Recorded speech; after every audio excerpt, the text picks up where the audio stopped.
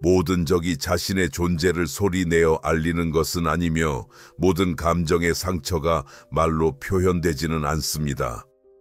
어떤 배신도 육안으로는 쉽게 볼 수 없는 경우가 많습니다. 자주 우리의 불안은 가까운 관계에서 비롯됩니다. 우리가 매우 가까이 두고 있는 사람들과의 관계에서 말이죠. 그들은 얼굴에 미소를 띄우고 있지만 동시에 우리에게 비밀스럽게 좋지 않은 마음을 품고 있습니다. 우리를 껴안으면서도 그들의 마음 속에는 어둠과 슬픔, 숨겨진 적대감이 숨어 있습니다. 카를 융근 깊은 심리학의 대표적인 인물로서 우리가 사회적인 모습으로 내세우는 페르소나 뒤에 숨겨진 것에 대해 경고했습니다. 우리가 문명인이고 균형 잡힌 그리고 공감 능력이 뛰어난 사람으로 보이기 위해 쓰는 사회적 가면 말입니다. 그 가면 뒤에는 그가 그림자라고 부른 모든 우리 자신을 배제한 부분이 숨겨져 있습니다. 때때로 증오는 공격으로 드러나지 않고 오히려 미묘한 무관심, 유머 아래 가려진 아이러니한 암시, 걱정으로 가장한 조언으로 나타납니다. 가장 나쁜 것은 그런 감정이 느끼는 사람에게조차 무의식일 때가 많아 우리의 가장 가까운 관계, 친구, 형제, 동료 또는 파트너에 침투한다는 점입니다. 어떤 내부에 해결되지 않은 이유로 인해 그들은 우리가 실수하기를 원하고 우리가 너무 빛나지 않기를 바라며 다른 사람에게는 느껴지지 않을 만큼 미묘한 방식으로 실패하기를 원합니다. 이것을 어떻게 알아차릴 수 있을까요? 인간의 마음은 매우 창의적일 수 있습니다. 어두운 감정을 인정하고 싶지 않을 때 그것을 합리화하는 층 아래 숨깁니다. 그러나 몸은 거짓말을 하지 않습니다. 무의식은 항상 신호를 보냅니다.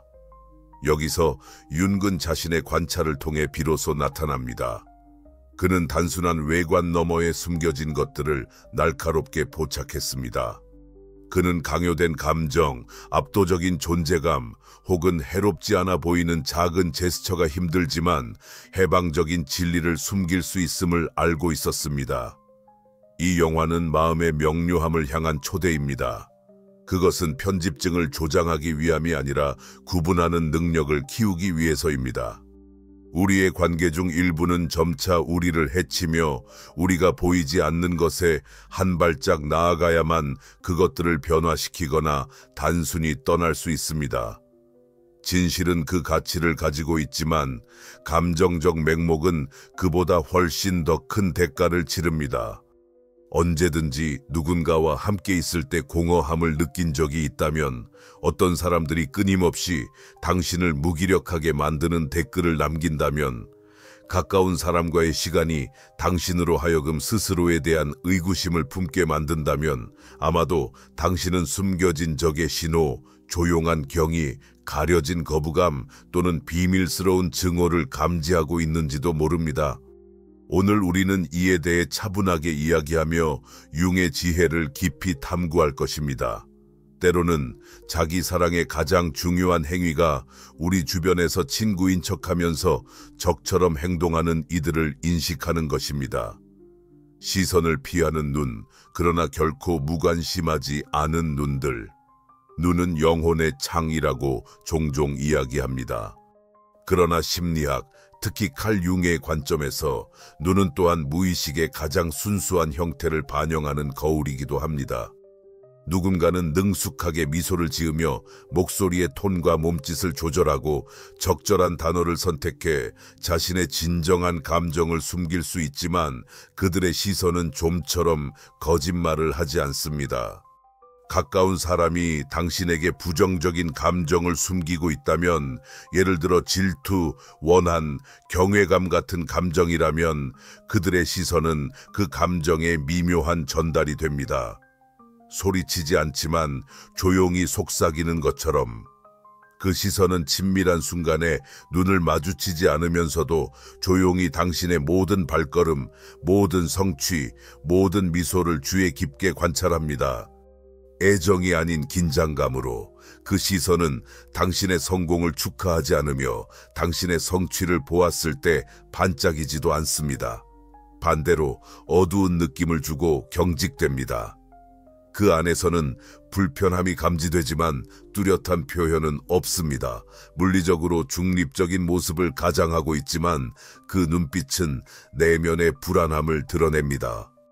때때로 그 사람은 당신이 말할 때 당신을 바라보지만 그들의 눈에는 무언가 결여되어 있습니다. 말과 그 반짝임 사이에는 불일치가 존재합니다.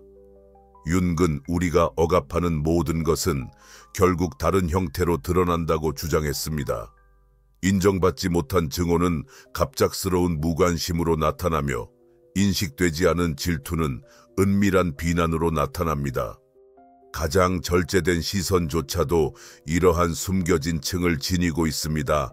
그래서 우리는 종종 어떤 사람들과 함께할 때 불안한 불편함을 느낍니다. 우리는 그 이유를 설명할 수 없지만 우리의 몸은 분명히 그것을 느낍니다. 가슴이 쪼여지고 호흡이 달라지며 다른 사람이 한마디도 하지 않더라도 감시당하고 있다는 느낌이 커져갑니다.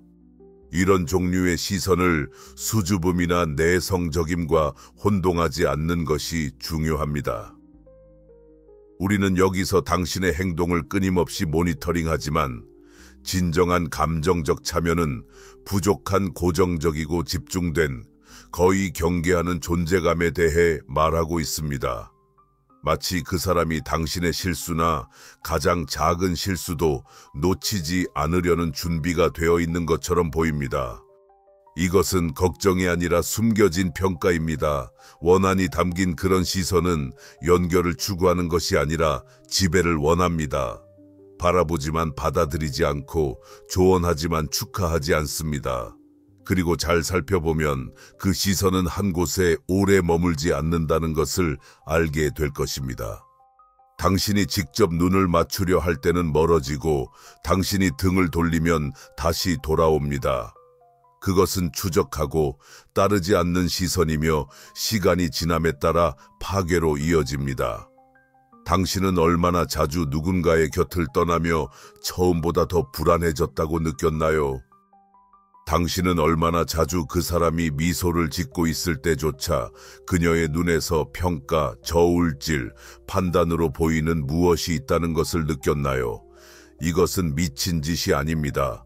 이것은 정교한 지각 능력입니다. 당신의 무의식은 아직 당신의 의식이 해석할 수 없는 신호들을 감지합니다. 그런 만남에서 지치고 두통이 나거나 가슴이 조여오는 기분으로 나와서 종종 상황을 잘못 판단한 것이 아닌가라고 스스로를 탓할 수 있습니다. 하지만 그렇지 않습니다. 당신의 몸은 지혜롭습니다.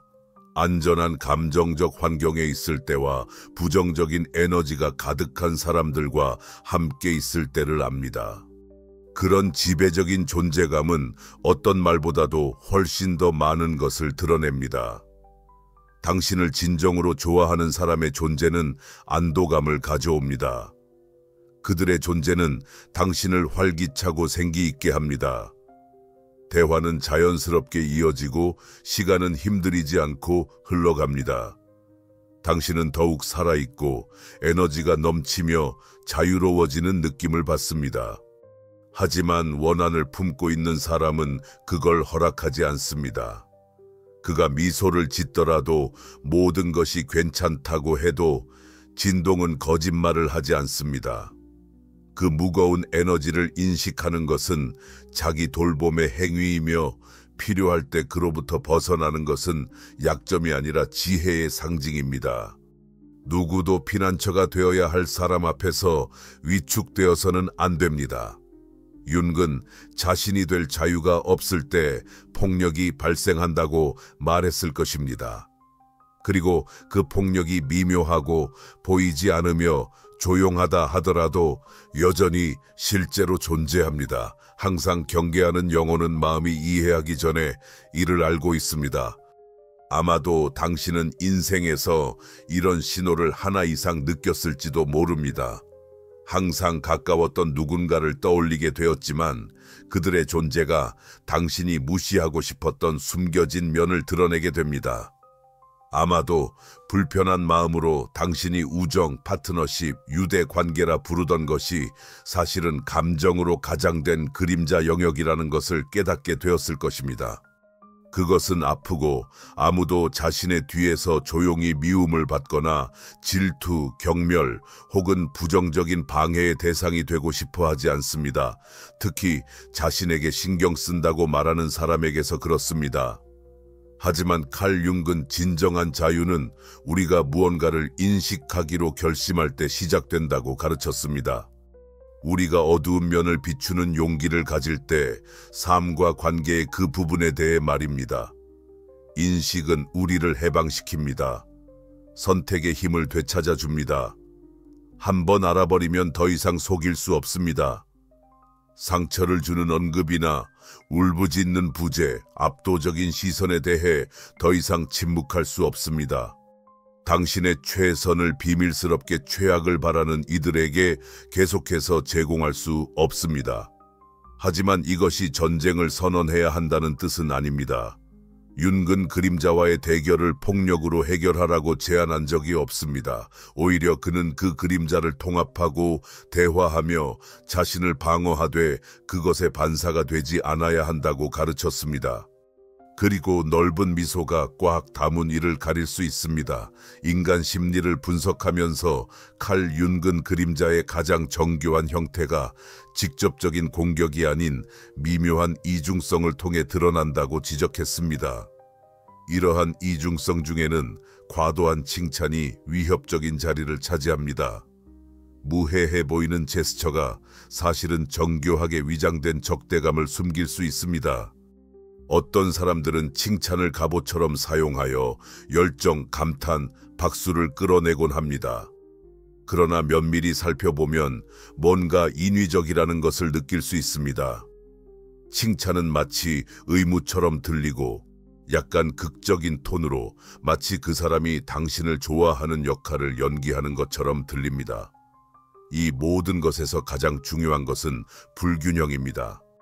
당신이 하는 모든 일이 눈부신 것처럼 보입니다. 모든 선택이 천재적입니다. 모든 옷차림이 완벽합니다. 하지만 이 말들은 활용되지 않고 설득력 없게 들리며 진실에서 우러나온 것이 아니라 전략에서 비롯되기 때문입니다. 윤근 그림자가 부인될 때 그것이 무의식 속에서 빠져나갈 미묘한 경로를 찾으려 한다고 상기시킵니다. 강요된 칭찬은 종종 자신이 받아들이고 싶지 않은 적대적인 감정에 대한 무의식적인 보상 시도로 나타납니다. 그런 감정을 왜 인정해야 할까요? 질투, 시기 혹은 가까운 사람에 대한 원한을 인정하는 것은 고통스럽습니다. 많은 사람들이 지키고자 하는 사회적 이미지에 비추어 볼 때 너무 불쾌한 일이지요. 직접적으로 불만을 표현하기보다는 그들의 심리는 받아들일 수 있는 다른 방법을 찾습니다. 과도한 친절은 그림자를 빛의 층으로 덮는 것이지만 변장을 하더라도 진실은 여전히 존재합니다. 칭찬과 함께 오는 것을 주목해 보세요. 종종 그것은 숨겨진 비판이나 거리감, 무관심, 때로는 당신의 성취 가치를 상대화하려는 시도로 앞서 나타납니다. 아주 성공적이네요. 아마 운이 좋았겠죠. 또는 아름답게 보이지만 이 스타일이 정말 잘 어울리나요? 와 같은 말들은 겉으로는 칭찬처럼 보이지만 실제로는 의심과 불확실성을 시키고 자아 분석을 촉발합니다. 칼 융은 이를 해결되지 않은 투사로 정의했을 것입니다. 그런 사람은 자신이 소화할 수 없는 모든 것을 당신에게 투영하며 동시에 진정으로 당신을 좋아하지 못하는 것에 대한 죄책감을 느낍니다. 그래서 칭찬을 하게 되는 것이죠. 칭찬의 목표는 좋은 사람인 척하여 자신의 이미지를 유지하는 것이지만 실상 각 단어는 표현되지 않은 긴장을 담고 있습니다. 이러한 칭찬은 종종 공개적인 포럼에서 나타나며 그 목적은 당신을 높이는 것이 아니라 다른 사람들에게 그 사람이 얼마나 친절하고 관대하며 긍정적인지를 보여주는 것입니다. 이는 진정한 연결이 아닌 가장 무도회이며 결과적으로 장기적으로는 고갈될 수 있습니다. 왜냐하면 당신에게 표현된 감정이 단순한 사회적 연극일 뿐임을 깨닫는 것만큼 외로운 일이 없기 때문입니다. 진정으로 사랑하는 사람은 마음 깊은 곳에서 칭찬합니다. 그 속에는 과장이나 거리감이 없습니다. 진정한 존재와 진정성이 있습니다. 때로는 진솔하게 한 문장이 1000개의 무의미한 칭찬보다 더 큰 가치를 가집니다. 진정한 감정은 연극을 필요로 하지 않습니다. 침묵 속에서도 드러납니다. 만약 누군가의 칭찬이 오히려 당신을 위로하기보다는 불편하게 한다면 그 감정을 믿어보세요. 당신의 직감이 겉으로 보이는 빛의 층 아래 숨어있는 그림자를 감지하고 있을지도 모릅니다. 영혼이 이야기할 때 그 소리에 귀 기울여야 합니다. 아이러니한 언급, 농담 또는 마이크로 공격과 같은 미세한 뉘앙스는 피부를 베지 않고도 영혼을 상처 입히는 칼날과 같습니다. 농담조의 말투, 비꼬는 시선과 의심을 품은 작은 제안들은 그건 단지 농담이야, 문제는 내 예민함이지 발언 뒤에 숨겨진 의도가 아니라는 말로 빨리 무시당합니다. 칼 융은 그림자가 직접적으로 드러나는 경우는 드물다고 경고했습니다. 그것은 일상적인 제스처, 목소리의 톤, 단어의 선택 속으로 새우며듭니다. 이 그림자의 가장 교활한 형태 중 하나는 유머의 형태를 취한 공격성, 독이 있는 미소입니다.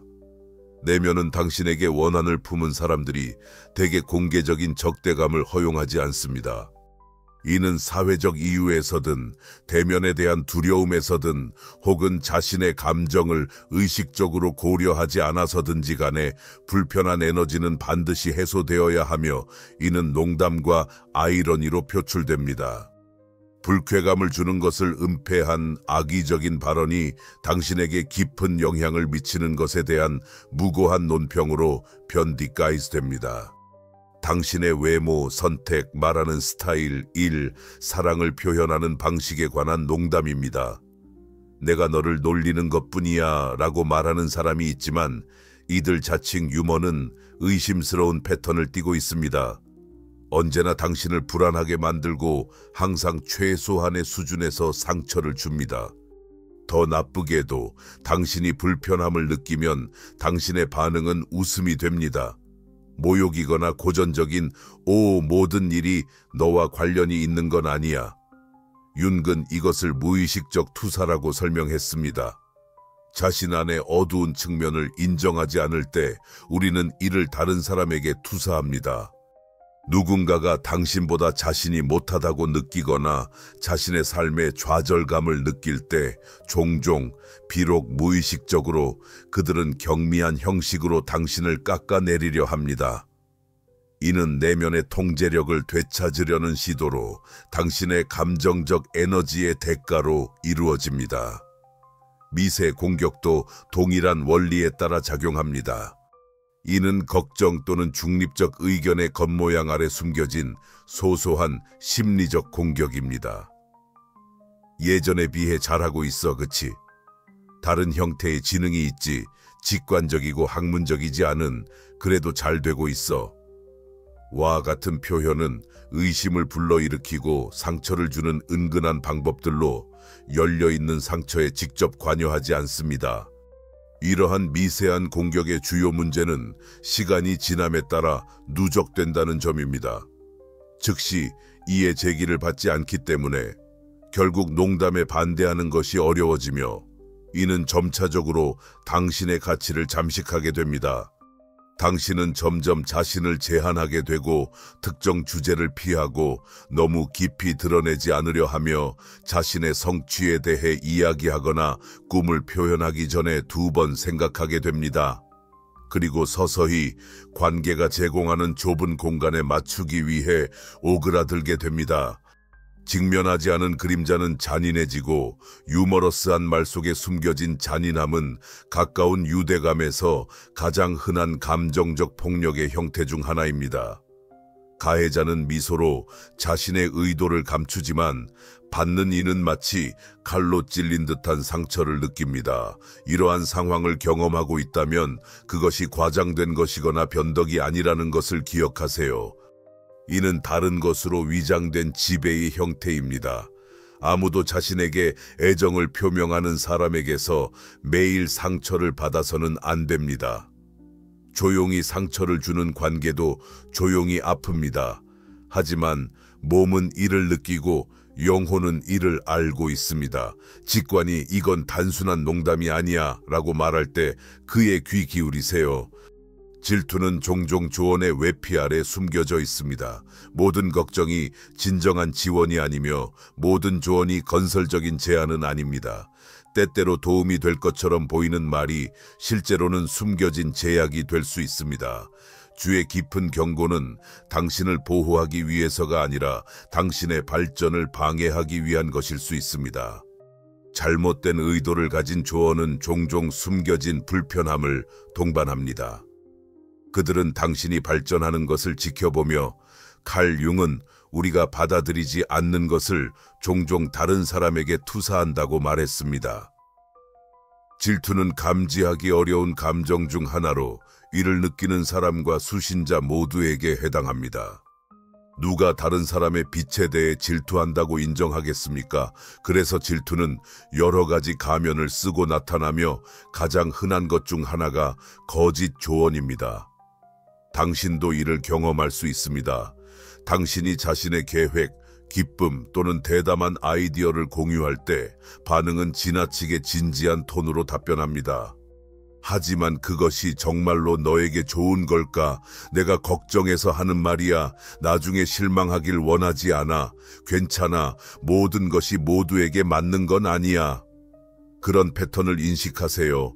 이러한 발언은 절대적으로 적대적이지는 않지만 항상 당신의 열정에 그림자를 들이웁니다. 직접적인 공격은 아니지만 의심과 불확실성을 불러일으킵니다. 톤은 걱정스러우나 그 효과는 참담합니다. 이러한 말은 종종 악의에서 나오지 않고 다른 사람에 표현되지 않은 고통에서 비롯됩니다. 우리는 자신의 열망을 포기하고 위험을 감수할 용기가 부족하며 당신의 용기, 기쁨, 그리고 성장 능력에 대한 열등감을 느끼면서 고통받습니다. 그리고 무의식은 이러한 비교를 견딜 수 없기에 당신을 방해할 방법을 찾으려 하며 이성을, 지혜를, 성숙함을 일종의 환상으로 만들어냅니다. 그들은 자신들이 현실주의자일 뿐이라고 주장합니다. 하지만 실제로 그들은 제한적입니다. 그들의 두려움과 소화되지 않은 실패의 투영이 당신에게 가해집니다. 그들은 말없이 이렇게 표현합니다. 내가 하지 못했으니 너도 해서는 안 돼. 이러한 주장이 가까운 사람에게서 나오면 큰 상처가 됩니다. 우리는 지지를 기대하지만 저항을 마주하게 되고 끊임없이 박수를 받고 싶지만 들리는 것은 오직 의구심뿐입니다. 가장 잔인한 점은 당신이 그들을 대면할 때 항상 부인한다는 것입니다. 너무 예민한 거야. 나는 단지 너의 안녕을 걱정할 뿐이야. 내가 내 의견조차 표현할 수 없다면 차라리 침묵하는 것이 낫습니다. 그리고 시간에 따라 당신은 자신의 감정을 의심하기 시작합니다. 당신은 말하고 싶은 욕망을 억누르고 고맙지 않은 사람처럼 보이지 않기 위해 두려워합니다. 당신은 자신의 계획, 성취, 기쁨을 숨기기 시작합니다. 마음 깊숙이 그들의 미세한 존재가 당신의 힘을 약화시킨다는 것을 알고 있기 때문입니다. 융은 질투가 타인에게 있는 것이 아니라 우리가 스스로에게 유발하는 것이라고 가르쳤습니다. 가까운 사람이 질투를 느낀다면 그것은 당신이 더 많은 것을 가졌기 때문이 아니라 그 사람이 숨기고 싶어하는 민감한 지점에 당신이 닿기 때문입니다. 그 사람의 미활용 잠재력입니다. 그래서 잘못된 조언이 그렇게 아프게 해주는 것입니다. 그들은 우정의 가면 뒤에서 당신 안의 불꽃을 꺼뜨리려 하기 때문입니다. 누구도 그렇게 할 권리가 없습니다. 진정으로 당신을 사랑하는 사람은 당신이 빛나는 것을 허용합니다. 당신의 빛을 견디지 못하는 사람은 그것을 그림자로 가리우고 그것을 걱정이라고 부릅니다. 이런 조언들을 알아차리는 법을 배우세요. 그것은 당신에 관한 것이 아니라 당신이 다른 사람에게 불러일으키는 것입니다. 그것을 이해할 때 더 이상 침묵할 필요가 없습니다. 당신은 앞으로 나아갈 수 있습니다. 당신은 성장할 수 있고 피어날 수 있습니다. 비록 당신의 주변에 있는 일부 사람들이 마음의 겨울 속에서 살기를 원하더라도 이는 조용한 경쟁입니다. 진정한 지지 대신 당신은 성취를 나누고 박수 대신 침묵을 경험합니다. 당신은 과거의 긍정적인 사건을 이야기하고 있을 때 갑자기 상대방의 얼굴에서 거의 감지할 수 없는 불편함을 발견하게 됩니다. 대화는 다른 방향으로 흘러가고 그 사람이 한 일이나 하고 있는 일로 주제가 바뀌며 방금 경험한 것을 미묘하게 가리우려 합니다. 칼 융은 그림자가 우리가 자신을 포기한 일부 측면을 거부할 때 나타난다고 주장했습니다. 느끼지 못하는 그림자의 가장 일반적인 특징 중 하나는 숨겨진 경쟁입니다. 다른 사람의 성공에서 진정한 기쁨을 느끼지 못하는 것, 특히 그런 성공이 우리의 미해결 상처에 닿을 때입니다. 일부 사람들은 당신의 발전을 받아들이지 못하고 그로 인해 자신이 줄어든다고 느끼기 때문에 당신에 대한 경쟁심을 드러냅니다. 그들은 내면의 비교 기제를 활성화하지 않고 당신의 성공에 대해 듣기 힘들어합니다. 그리고 이 불편함을 인정하고 싶어 하지 않거나 할 수 없기 때문에 그들은 은밀한 경쟁으로 대응합니다. 이는 직접적인 공격이 아니며 조용한 우월성의 게임입니다. 말없이도 자신의 중요성을 드러내려는 끝없는 노력, 자신도 가치가 있음을 알리려는 것입니다. 이는 미묘한 방식으로 드러날 수 있습니다. 예를 들어 당신의 이야기를 하는 중에 당신을 고쳐주거나 당신의 흥미로운 얘기에 대해 항상 더 잘 알고 있다고 주장하며 반박하거나 당신이 두드러지기 시작할 때마다 자신의 경험을 내세우는 것입니다. 마치 당신의 성공이 두 사람의 관계의 균형을 위협하는 것처럼 말하죠. 시간이 지남에 따라 이러한 상호작용이 당신을 지칠게 한다는 것을 알게 됩니다. 당신은 피로를 느낍니다. 충돌이 발생한 것이 아니라 단순히 자신이 될 공간이 부족했기 때문입니다. 마치 당신의 가능성을 제한해야 하는 것처럼 느껴지며 방해하지 않기 위해 자신의 빛을 억누르고 그림자를 들이우지 않기 위해 힘들어합니다. 이 느낌은 미묘하지만 견딜 수 없는 상태가 됩니다. 숨겨진 경쟁은 당신의 동맹이 되어야 할 사람에게서 나올 때 특히 잔인해집니다.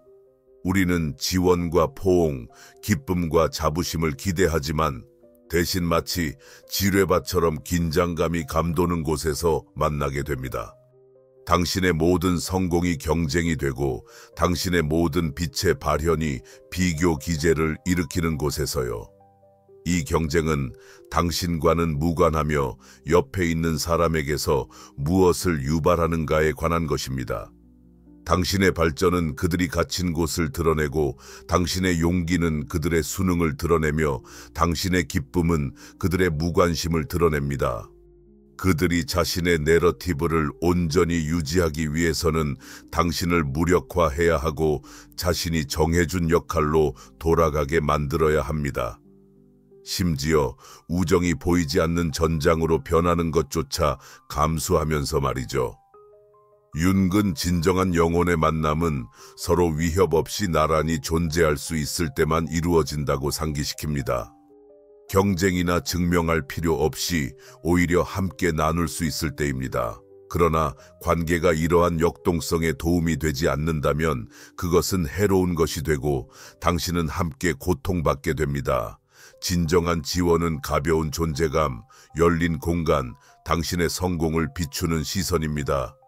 당신과 조용히 경쟁하는 사람은 당신의 동맹이 아닙니다. 그들은 여전히 자신의 길과 화해하지 못하고 그래서 자신이 성취하지 못한 것에 반영이 되도록 노력하는 사람입니다. 중요한 순간에 공감이 결여되는 것은 분명하게 느껴집니다.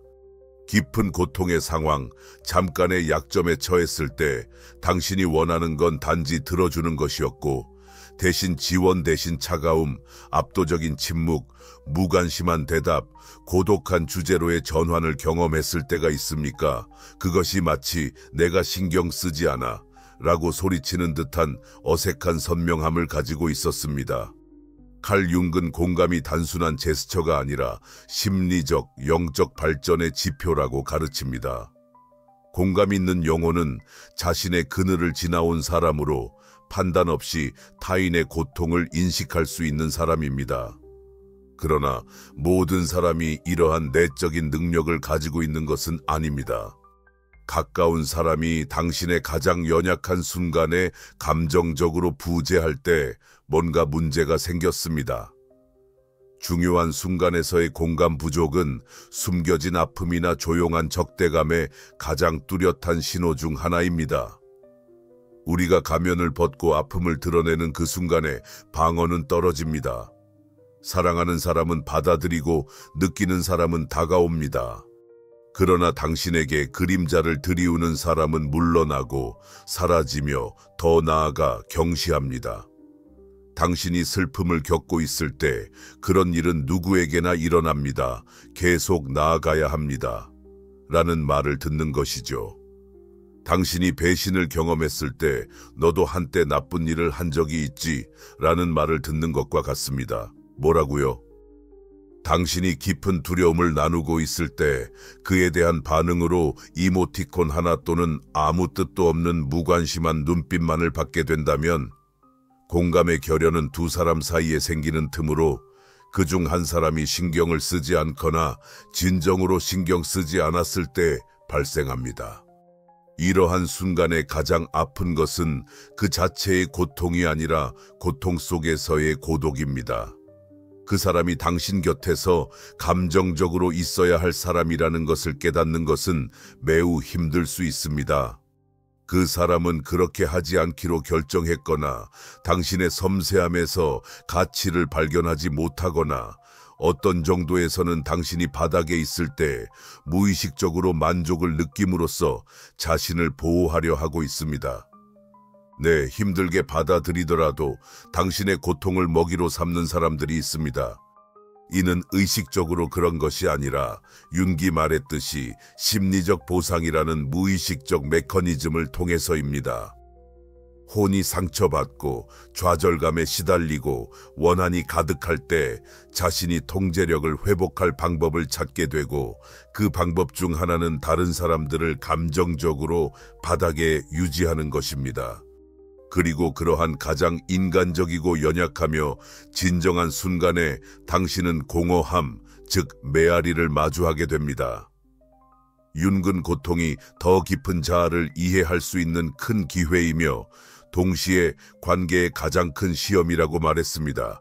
누군가 당신의 고통에서 멀어지거나 무시한다면 그것은 단순한 무관심을 넘어 더 많은 것을 드러냅니다. 이는 그 사람도 당신과 동일한 감정적 분야에서 기능하지 않으며 아마도 결코 그런 적이 없다는 것을 알게 해줍니다. 공감은 단지 완벽함이 아니라 순간의 존재, 즉 곁에 있어주는 것, 손을 잡아주는 것, 심지어 말이 없어도 되는 것입니다. 이는 침묵에 대한 존경이며 시선을 돌리지 않는 것입니다. 그렇게 하는 사람은 정말로 당신 곁에 있는 것입니다. 그렇게 하지 못하는 사람은 단순히 편리함으로 당신과 함께 할 수도 있습니다. 당신이 가장 필요할 때 사라지는 사람들을 관찰하십시오. 그리고 그런 멀어짐이 우연이 아니라는 것을 이해하십시오. 그것은 당신이 상상했던 관계가 실제로는 편리함 위에 세워진 환상에 불과하다는 신호일 수 있습니다. 어떤 유대감도 단지 가끔의 존재로는 지속될 수 없습니다. 결정적인 순간에 진실이 드러나기 시작합니다. 당신의 추락에서 오는 조용한 만족, 어떤 실패는 그 상황 자체보다 그것을 지켜보는 사람에게서 더 큰 상처를 줍니다. 가까운 누군가, 당신을 지지해야 할 누군가가 당신의 실패를 몰래 즐기는 것 같은 것은 매우 잔인합니다. 물론 그들은 이를 노골적으로 드러내지 않습니다. 그 행동은 너무 무례하겠지만 그들의 침묵은 힘겨운 것입니다. 미세한 댓글, 연민이 아닌 안도감을 담은 시선. 칼 융은 의식되지 않은 모든 것이 운명의 형태로 돌아온다고 말했으며 우리의 상처를 주는 것은 종종 외부에서 오는 것이 아니라 우리를 둘러싼 사람들에 의해 드리워진 그림자에서 비롯됩니다. 누군가 나와 함께 살고 있는 사람이 질투, 원한 또는 억제된 경쟁심과 같은 해결되지 않은 감정을 안고 있을 때 당신의 실패는 무의식적으로 일종의 수단으로 여겨질 수 있습니다. 마치 당신의 추락이 그 사람에게 내면의 균형을 되찾아주는 것처럼요. 이러한 숨겨진 만족감은 명백하지 않으며 세부 사항에서 드러납니다. 공감의 결여, 내가 그럴 줄 알았어 라는 속삭임에 담긴 위선적인 중립성, 당신이 일어설 때 느껴지는 기쁨으로 표현된 칭찬은 사실 실패하기를 원하는 소망이 깔려 있습니다. 무엇보다도 당신의 삶에서 일이 잘 풀리지 않을 때 그들의 눈에 반짝임이 보입니다. 짧고 거의 눈치채지 못할 정도로 빠른 반짝임이지만 몸으로 느낄 수 있습니다. 때때로 당신은 위로를 바라며 자신의 불만을 나누지만 차가운 답변이나 따뜻함과 존재감이 결여된 일반적인 조언을 받게 됩니다. 다른 때는 누군가가 도움을 제안하지만 그 마음 깊숙이는 당신의 고통에 대한 만족감을 느끼고 있다는 불안한 느낌이 따릅니다. 마치 당신이 마침내 그들의 수준에 있는 듯한 기분이 듭니다. 당신은 자신이 취약해지는 모습을 보게 되고 이는 그들에게 자신감과 힘, 평온함을 줍니다. 이것은 진정한 우정이나 파트너십이 아닙니다. 이는 조용한 경쟁, 감정적 불균형, 그리고 당신의 실패에서 오는 숨겨진 기쁨에 기반한 공존입니다. 융은 이런 행동을 대면되지 않은 그림자의 드러남으로 정의했을 것이며 이는 시간이 흐르면서 원한으로 변해 무의식적인 복수의 욕망으로 변모합니다. 이를 받아들이기 어렵지만 우리는 사랑하는 사람들이 우리를 지지한다고 믿고 싶어 합니다. 하지만 사실 많은 사람들이 우리의 삶 주변에 이익, 편리함 또는 습관 때문에 존재하며 우리가 무언가 부서질 때 그들은 말이 아닌 행동으로 불참으로 지나치게 억제된 미소로 나타납니다. 누군가가 당신의 성공에 대해 결코 기뻐하지 않지만 당신이 넘어질 때마다 가까이 있는 것 같다면 주의 깊고 호기심이 많으며 마치 기대하는 듯 이에 대해 깊이 생각해 봐야 합니다. 아마도 이것은 우연이 아닐 수 있습니다. 그들은 중립성을 가장한 채 당신의 실패에서 자신의 결핍을 채우고 있는 사람일지도 모릅니다. 융은 우리에게 악은 우리가 의식적으로 행하는 것이 아니라 우리가 받아들이고 주목하며 몰래 바라는 것이라고 가르쳤습니다. 누군가의 피해를 바라는 것, 심지어 행동 없이도 이는 폭력의 한 형태입니다. 이는 그림자와의 조약입니다. 조용하고도 위험한 자신을 보호하십시오. 모든 관계가 감정을 동반하는 것은 아니며 모든 침묵이 중립적인 것도 아닙니다. 네가 실패해 다행이야 라고 외치는 침묵이 존재합니다.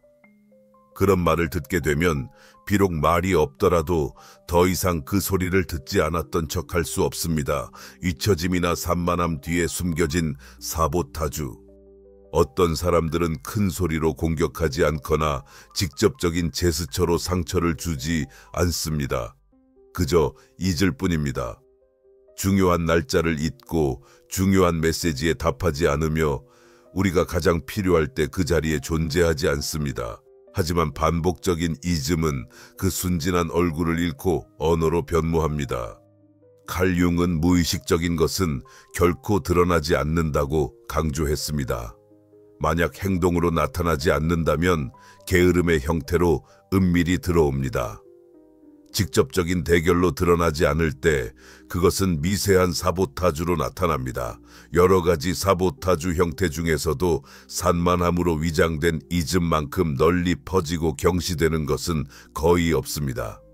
가까운 사람들 중 성공을 경험할 때마다 규칙적으로 나타나지 않거나 발표날, 프리미어날, 기념일에 사라지고 며칠 전 열정적으로 나누었던 내용을 잊어버리며 그들의 이즘에 대해 항상 변명거리를 마련해 두는 사람들. 죄송해요. 미친 하루였어요. 내가 얼마나 덤벙거리는지 아시잖아요. 하지만 그들은 잊혀지지 않는 산만함의 대상을 결코 피하지 않습니다. 그들이 관심을 받고 그들의 고통이나 자랑하고 싶은 성취가 있을 때는 절대 아닙니다. 선택적 이즘은 이 관계의 정서적 위계 속에서 당신의 위치를 드러내는 거울입니다. 그리고 종종 그 자리는 당신이 상상했던 것과는 다릅니다. 이런 종류의 보이콧은 단순히 행사나 메시지에 불참하는 데 그치지 않습니다.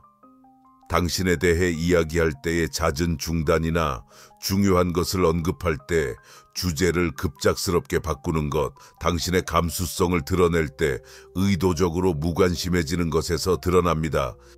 마치 당신의 모든 것이 끊임없이 경시되는 듯 상대방의 존재가 거기 있지만 영혼이 없는 것처럼 느껴집니다. 윤근 그림자가 인정받지 않는 관계의 위험성을 경고했습니다. 이러한 경우 무의식은 제약 없이 작동하기 때문입니다. 누군가 자신의 의식조차 없는 이유로 당신에게 앙심을 품고 있다면 그 감정은 꼭 표출될 것입니다.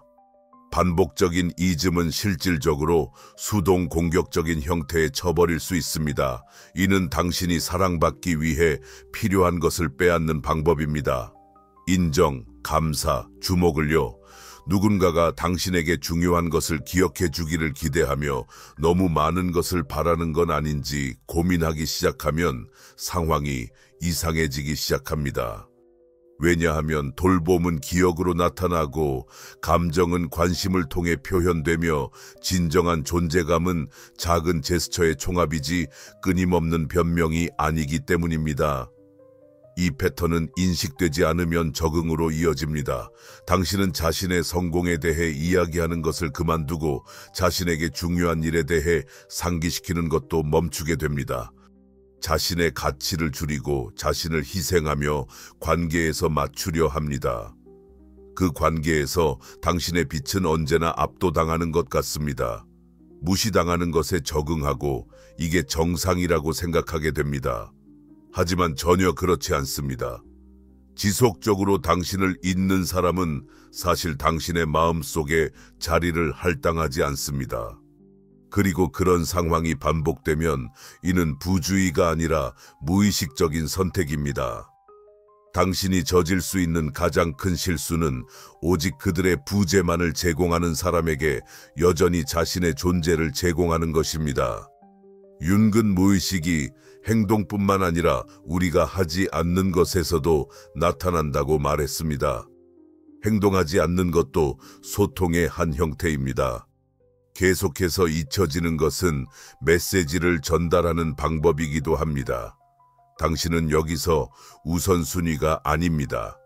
그리고 누군가가 여러 번 이를 보여줄 때 교훈은 더 많은 존재를 요구하는 것이 아니라 자신을 위한 선택을 하는 것입니다. 그 존재는 그 밀도가 당신을 압도시킵니다. 미세한 불편함은 당신과 함께하는 사람들이 공격적이지는 않지만 짓누릅니다. 그들은 부정적인 말을 내뱉지 않지만 분위기에 무게를 더합니다. 그들과 함께 있을 때 이유를 모르면서도 몸의 긴장을 느낍니다. 분위기가 바뀌고 웃음이 사라지며 자발성이 사라집니다. 마치 보이지 않는 어떤 것이 당신의 활력, 빛, 가벼움을 빨아들이는 것 같습니다. 비록 그 이유를 설명할 수는 없지만 느껴집니다. 칼 융은 모든 사람 안에는 드러나는 것 이상의 많은 것들이 숨겨져 있다고 상기시킵니다. 미세한 에너지장, 무의식적인 의도, 억제된 감정이 몸을 통해 나타나며 종종 마음에게는 무의식적입니다. 대화가 자연스럽게 진행됩니다. 시간은 노력 없이 빠르게 흘러갑니다. 활기차고 자유롭게 느껴집니다. 그러나 거부감을 숨기고 있는 사람은 이런 것을 허락하지 않습니다. 심지어 웃고 있어도 모든 것이 괜찮다고 주장해도 그녀의 에너지는 거짓말을 하지 않습니다. 이러한 무거운 진동을 인식하는 것은 자신의 행복을 소중히 여기는 만큼 필요할 때 거기에서 멀어지는 것도 약함의 표시가 아닙니다. 그것은 지혜입니다. 왜냐하면 누구도 자신에게 부담이 되어서는 안 되는 사람과 함께 있을 때 제한받아야 할 이유는 없기 때문입니다. 윤근, 자기 자신이 될 자유가 없는 곳에 폭력이 있다고 말했습니다. 그 폭력이 미세하거나 보이지 않을지라도 여전히 현실입니다. 그리고 당신의 영혼은 항상 경계하며 당신의 마음이 그것을 이해하기 전에 이미 그 사실을 알고 있습니다. 아마도 당신의 삶에서 이러한 신호 중 하나 이상을 알아차렸을지도 모릅니다. 아주 가까이 있었지만 당신이 지금은 인식하고 싶지 않은 숨겨진 면모를 드러내는 사람을 떠올렸을 수도 있습니다. 아마도 당신은 우정 관계 또는 유대감이라고 부르던 것이 사실은 감정으로 위장된 그림자이자 그늘의 영역이라는 것을 인식하며 불안감을 느꼈을 것입니다. 그리고 이는 아팠습니다. 아무도 자신에게 조용히 증오를 품고 있는 질투와 경멸 또는 몰래 방해를 하는 누군가로부터 그러한 대상이 되기를 원하지 않기 때문입니다. 특히 그 사람이 당신을 걱정한다고 주장할 때는 더욱 그렇습니다. 하지만 칼 융은 진정한 자유는 우리가 그 삶과 관계의 양상을 드러내고 이전의 환상의 안개 속에 숨겨져 있던 것들을 비추겠다고 결심할 때 시작된다고 가르쳤습니다. 인식은 해방합니다. 그것은 우리에게 행동의 힘을 되돌려줍니다. 한번 그것을 보면 더 이상 무관심할 수 없습니다. 상처를 주는 농담, 외면으로 인한 고통, 압도적인 시선을 묵인할 수는 없습니다. 더 이상 몰래 당신의 최악을 바라는 사람들에게 당신의 최선을 베풀 수 없습니다. 그러나 이는 전쟁에 들어가는 것을 의미하지 않습니다. 윤근 결코 그림자와의 대립을 폭력으로 해결하라고 제안하지 않았습니다. 오히려 그는 그와 통합하고 대화를 나누며 그의 반사가 되지 않도록 스스로를 보호할 것을 배워야 한다고 가르쳤습니다. 대화는 자연스럽게 흐릅니다. 시간은 가볍게 흘러갑니다. 당신은 더 큰 존재감을 느끼고 에너지로 가득 차 있으며 자유로움을 느낍니다. 그러나 내면에 숨겨진 거부감을 품고 있는 사람은 이를 경험할 수 없습니다. 심지어 웃고 있어도 모든 것이 괜찮다고 주장해도 그의 진동은 거짓말을 하지 않습니다. 이 무거운 에너지를 인식하는 것은 자기 돌봄의 행위이며 필요할 때 그것으로부터 물러나는 것은 약함의 표시가 아닙니다. 똑똑한 선택입니다.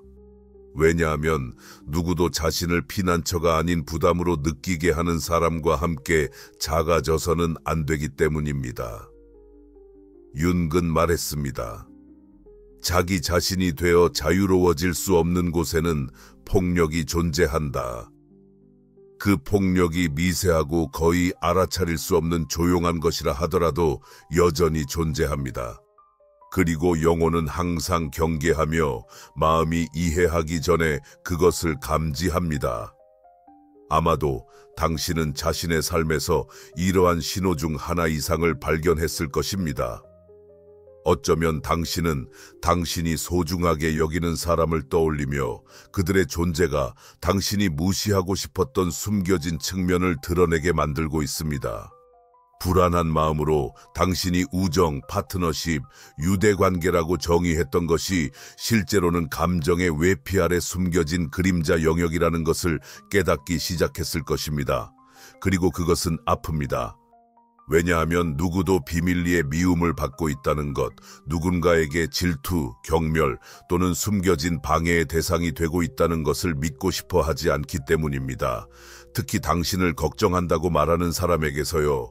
그러나 칼 융은 우리에게 진정한 자유는 우리가 보려는 용기를 갖기로 결정할 때 시작된다고 가르쳐 주었습니다. 삶과 관계의 그런 부분을 환히 밝혀야 한다는 용기를 발휘해야 합니다. 그것이 환상 속에 감춰져 있습니다. 인식은 해방을 가져옵니다. 그것은 우리가 결정을 내릴 수 있는 힘을 되찾아 줍니다. 한번 그것을 보게 된다면 더 이상 모른 척할 수 없습니다. 아픔을 주는 농담에 대해 조용할 수 없고 외면이 외치지 않으며 압도적인 시선에 대해 침묵할 수 없습니다. 더 이상 비밀리에 당신의 최악의 불행을 원하는 자들과 당신의 최고의 것을 나눌 수 없습니다. 그러나 그렇다고 해서 갈등에 휘말릴 필요는 없습니다. 융은 결코 폭력을 통해 어둠에 맞서라고 제안하지 않았습니다. 반대로 그는 그림자를 통합하고 대화하며 스스로를 보호하라고 가르쳤습니다. 그 모습과 유사하지 않게 말이죠. 그렇다면 그런 상황에서 자신을 보호하는 것은 거리를 두는 것이 될 수 있고 명확한 경계를 설정하는 것이 될 수 있으며 진정한 상호작용이 없는 곳에 에너지를 투자하는 것을 멈추는 것이 될 수 있습니다. 삶은 본질적으로 도전이며 우리 각자는 우리를 지지해주고 기쁨을 나누고 어려운 순간에는 우리의 손을 대신 잡아주며 진정한 모습으로 바라보는 사람들이 주변에 있어야 합니다. 그들의 존재는 평화, 영감, 힘을 줍니다. 이것이 우리의 영혼이 인식하고 소중히 여기는 관계의 유형입니다. 이외의 모든 것은 아무리 즐겁거나 익숙하더라도 그저 잡음일 뿐입니다. 아마 당신은 이제 다음에 무엇을 해야 할지 고민하고 있을 것입니다. 첫 번째 단계는 이미 진행되었습니다. 당신은 이것을 보았습니다. 비전은 변화를 가져오는 힘이 있습니다. 이제부터는 다른 사람을 변화시키는 것이 당신의 임무가 아닙니다. 당신의 역할은 자신을 보호하고 내면의 빛을 돌보며 에너지와 감정, 신뢰를 어디에 쏟을지를 더 의식적으로 결정하는 것입니다. 융이 말했듯이 저항하는 것은 계속됩니다. 받아들이는 것은 변합니다. 당신 앞에 드러난 진실을 받아들이세요. 비록 그것이 아프더라도 그 고통에서 이해가 태어나고 이해가 평화를 가져옵니다. 이 영화가 당신 안에서 어떤 감정을 일으켰다면, 보다 명확하게 사물을 인식하도록 도와주었다면 그것을 혼자 간직하지 마세요. 좋아요를 눌러 이 콘텐츠가 더 많은 사람들에게 닿게 해주세요. 당신의 주변에서 단지 겉으로만 부드러움을 전하는 누군가와 이 내용을 공유하세요. 그리고 가장 중요한 것은 아래에 댓글을 남기는 것입니다. 당신은 이 중 어떤 신호를 자신의 삶에서 이미 발견했습니까? 이 내용을 들은 당신의 감정은 어떤 것이었습니까? 비슷한 성찰을 지속적으로 받아보고 싶다면 채널을 구독하세요. 여기서는 단순한 오락 이상의 것이 있습니다. 이는 우리의 삶을 변화시키는 진리이며 그늘에서 피어나는 빛과 일이 넓은 시각으로 사물을 볼 수 있는 힘입니다. 당신의 직관은 당신을 방해하려는 것이 아니라 오히려 당신을 보호하려고 한다는 것을 기억하세요. 그것에 귀 기울이고 존중하세요.